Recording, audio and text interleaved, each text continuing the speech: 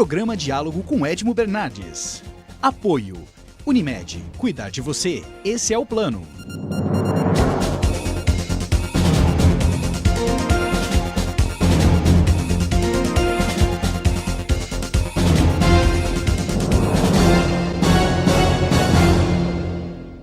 Olá, boa noite. No programa de hoje eu vou receber o deputado federal Adermis Marini. Deputado, muito obrigado por aceitar o convite e bater esse papo conosco aqui na TV Mais Ribeirão.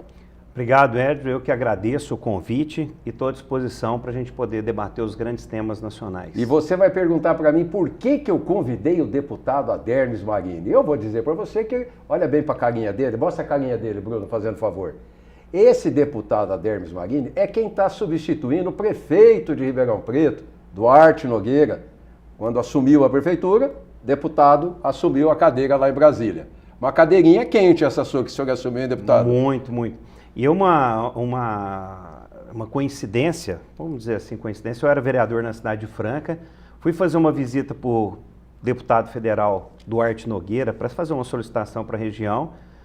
No dia em que eu entrei no gabinete dele, ele me convidou para ser candidato a deputado federal, me convenceu que eu deveria ser candidato a deputado, não queria ser, até porque eu tinha apenas 1 ano de mandato, aceitei o desafio de disputar uma eleição para deputado federal, fiquei na suplência, eu fui reeleito o vereador mais votado da história da cidade de Franca, quase 6 mil votos, e no dia que nós ganhamos a eleição, eu vi o quadro eleitoral, vi que também nós poderíamos assumir como deputado federal. E depois de 2 anos, o gabinete em que eu entrei e fui convidado pelo Duarte Nogueira para ser candidato a deputado federal, hoje é o nosso gabinete em Brasília. Que legal, bacana.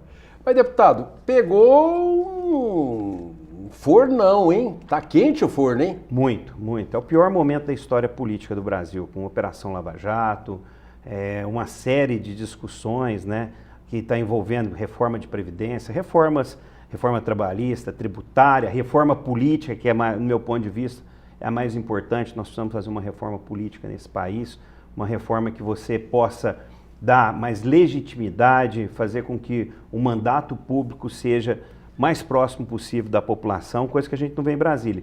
Então nós estamos vivendo um momento muito difícil, mas estamos lá em Brasília levando nossos valores, nossos juízos. Mas, deputado, eu acredito, eu sou obrigado a acreditar até prova em contrário. Mas a população não acredita mais nos políticos, né? A população, se nós pegarmos aí profissionais, carreiras, etc. e tal, o político talvez seja o último em termos de credibilidade na população. E aí o senhor fala para mim reforma política. A reforma política feita por esses políticos e que já cheira, a imprensa já traz como cheirando a conduções objetivamente interessadas, a população já não vai acreditar mais nisso. Eu falei isso na tribuna, eu quero até te mandar um vídeo onde eu falo que quem achar que os deputados que lá estão, e eu sou deputado, estou lá há 90 dias, que achar que a Câmara dos Deputados vai fazer uma reforma política decente, pode esquecer. O pessoal lá quer aprovar Caixa 2, quer fazer repatriação de política, anistia, porque você tem lá na Operação Lava Jato, você tem 1/3 praticamente, está envolvido, direto ou indiretamente. Até os votos pela lista, né, do partido. Não, isso aí eu vou fazer um comentário. Aí qual que é a proposta agora? Vim com lista fechada, que isso é uma maior vergonha. O político não tem coragem de olhar na cara da população e pedir voto, até porque ele teve alguma coisa que ele está respondendo. Então fazer isso hoje, se você colocar cara a cara, é muito difícil. Qual que é a minha proposta? Que nós apresentamos lá um estudo, falaram para mim, isso aqui não dá certo. E aí, para minha surpresa, a gente vê a ministra Carmen Silva defendendo Carmen Lúcia, defendendo essa proposta. O que é? É você fazer um plebiscito onde a reforma política seja feita pela população. Você acha que político vai querer perder o foro privilegiado?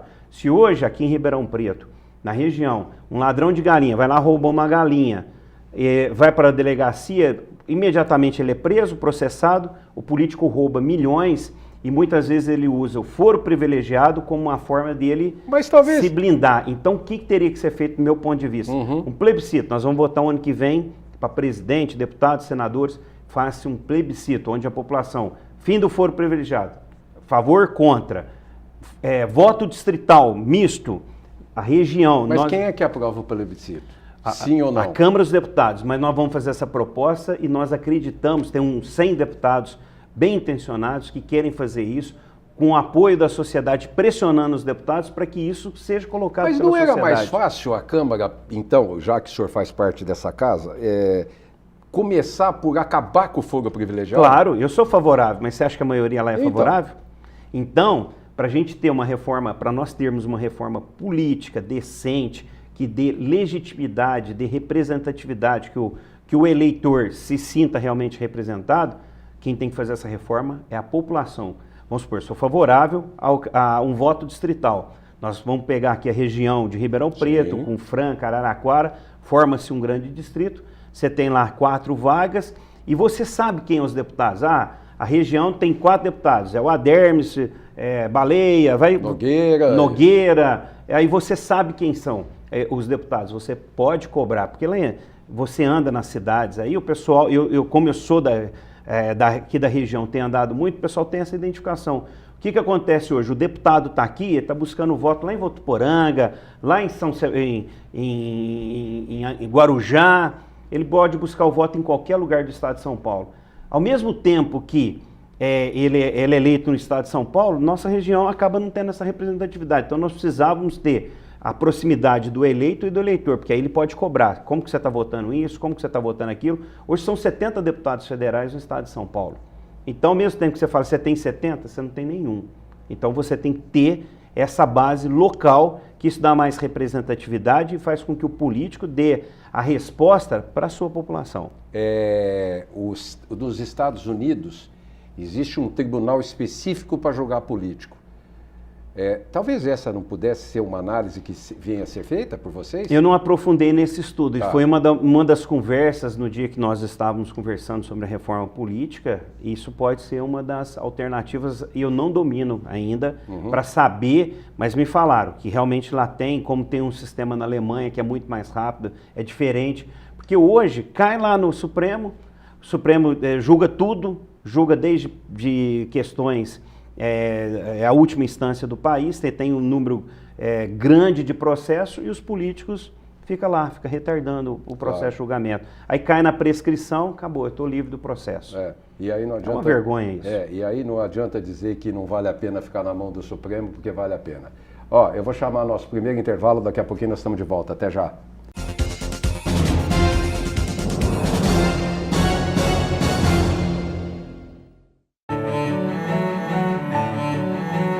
Fomos gerados na mais bonita das esperas.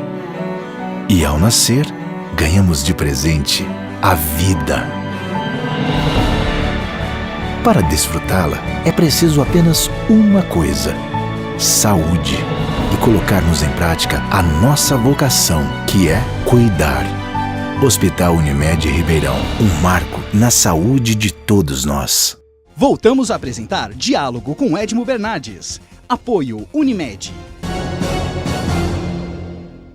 Estamos de volta com o segundo bloco do programa, deputado.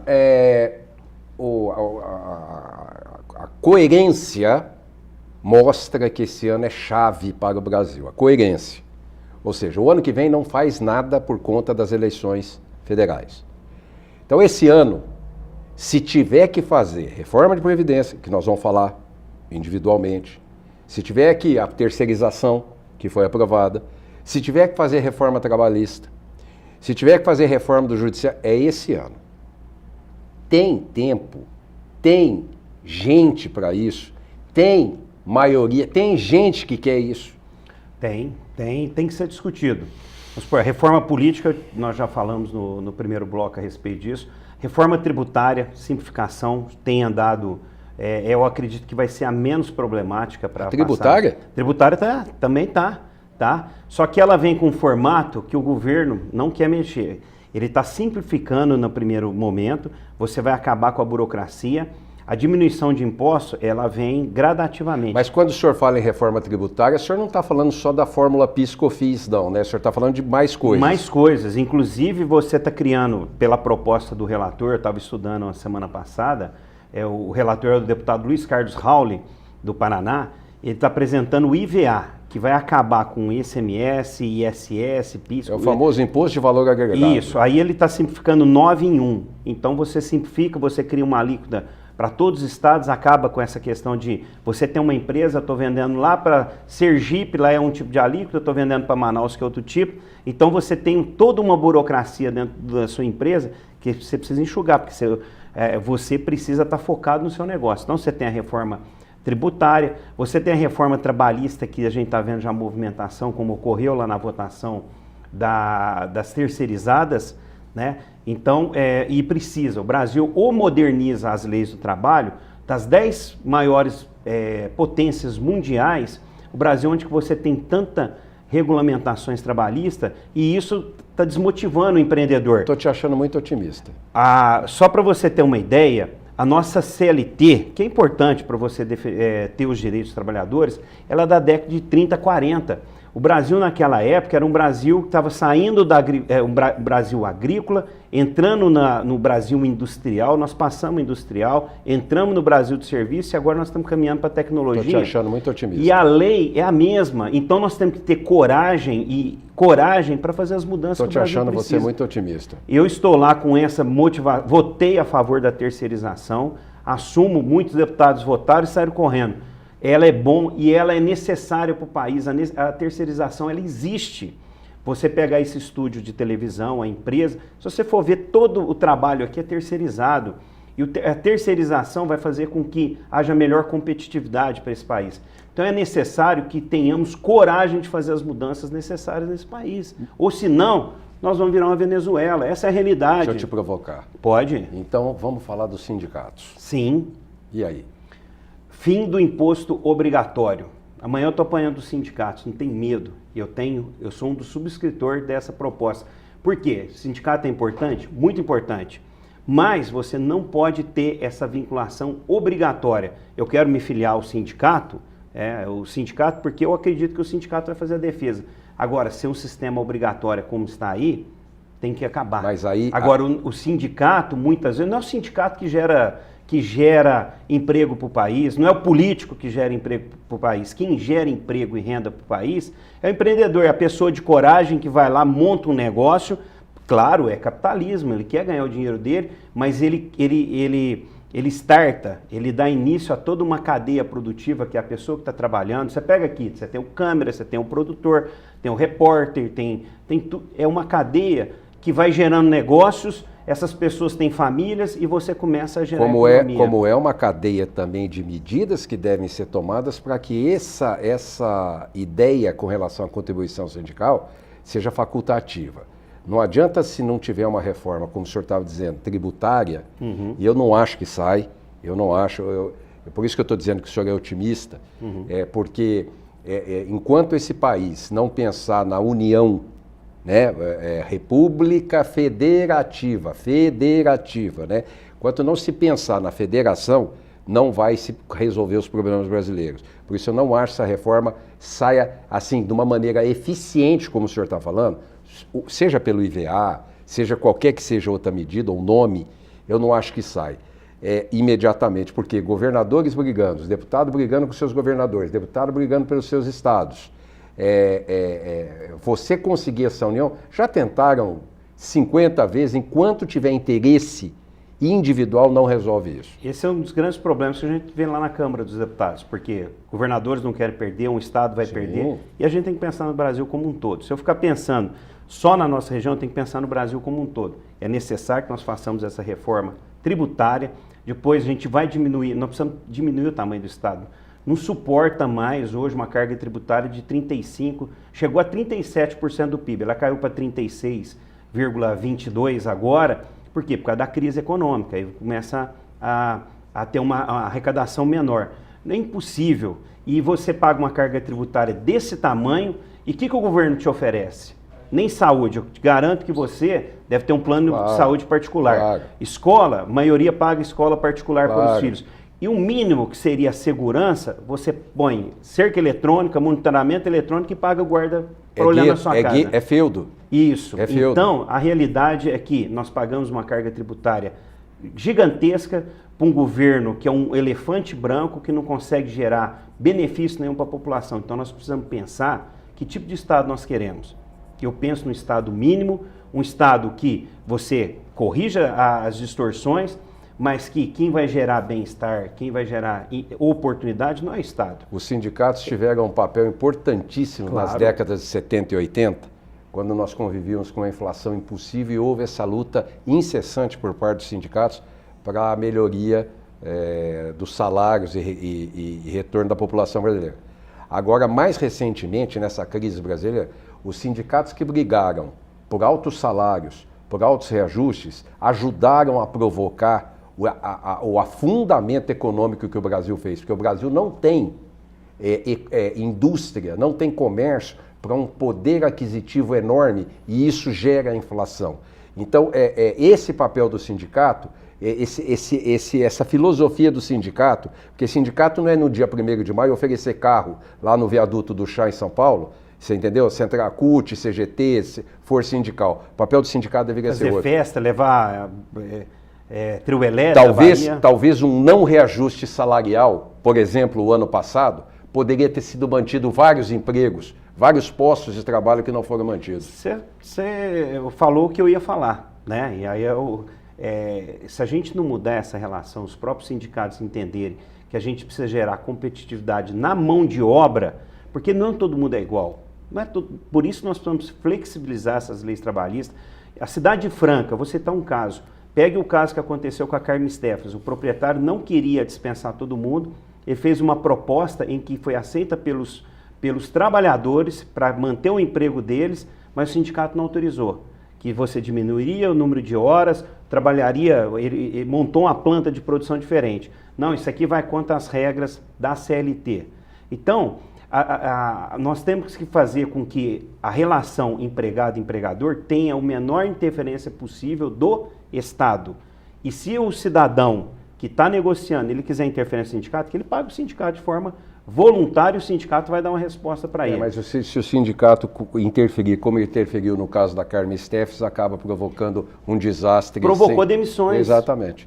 E o que é o maior patrimônio que um trabalhador tem? Primeiro é o emprego. Ele tendo produtividade, ele vai ser reconhecido e vai ganhar mais. Eu vou chamar o nosso último intervalo, daqui a pouquinho estamos de volta. Até já.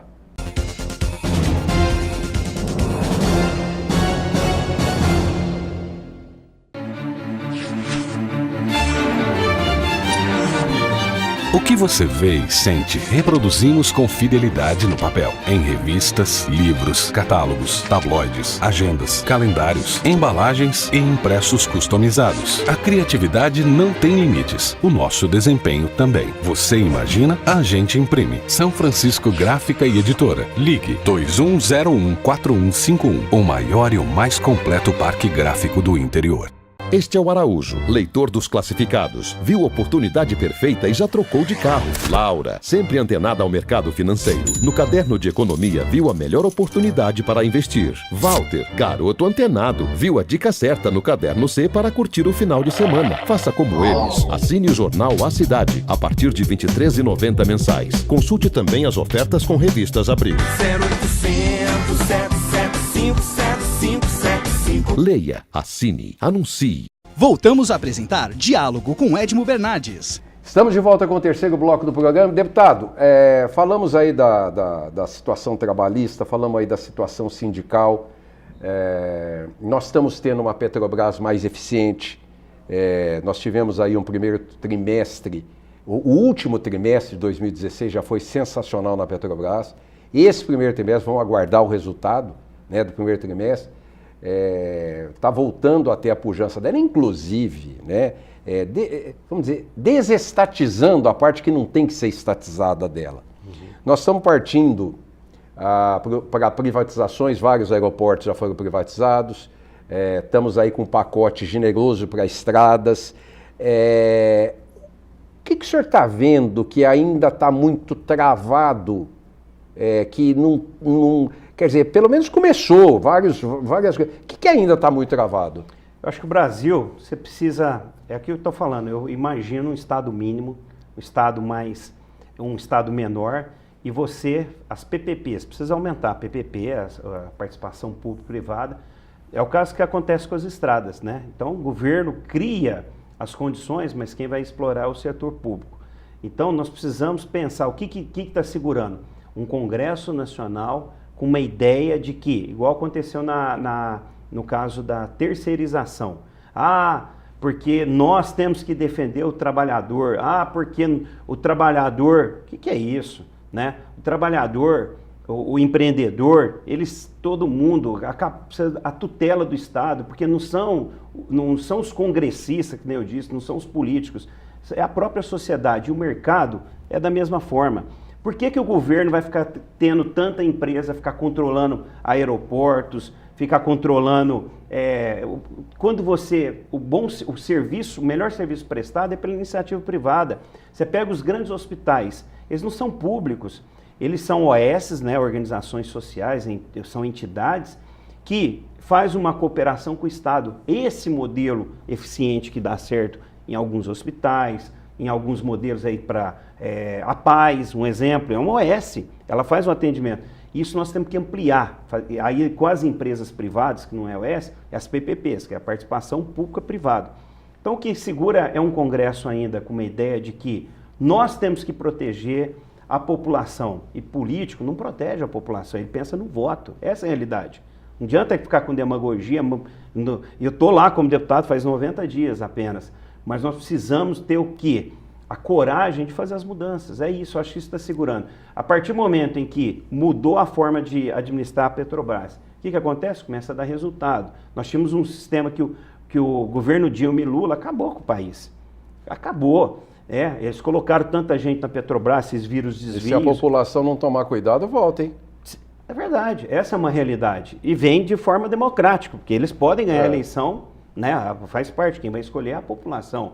Mas a grande realidade que a gente vê é que acabaram com o país. E cabe a nós agora termos a coragem de tomar muitas vezes decisões impopulares, decisões importantes para você voltar a ter o crescimento, ter credibilidade internacional e fazer os ajustes que o Brasil precisa. Recentemente, a politização de cargos técnicos, no caso das carnes, pelo Ministério da Agricultura, provocou um desastre no país. Prova disso. Viu só a interferência política? Quando o senhor está falando em PPP, parceria público-privada, logo imagino que as agências de regulação têm que ser muito mais fortes conforme você vai aumentando a participação da iniciativa privada no país.